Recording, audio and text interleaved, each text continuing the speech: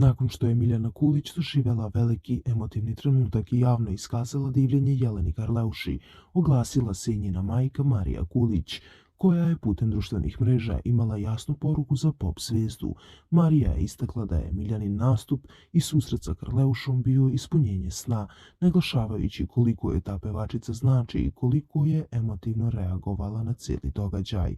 U objavi na Instagramu Marija se direktno obratila administratorima i zamolila da Miljanina poruka i govor budu proslijeđeni Jeleni Karleuši, uz objašnjenje da bi joj mnogo značilo da pevačica vidi koliko je Miljana bila dirnuta i srećna. Istakla je da iza svega ne stoji nikakav interes, već čista emocija i zahvalnost. Tako je Miljana, pametna moja, što se tiče Karleuše, bravo zlato moje pametno, a potom je objavila još jedan story s molbom. Administratori, molim vas, prenesite ovaj Miljanin govor Jeleni Karleuši, stajalo je u objavi.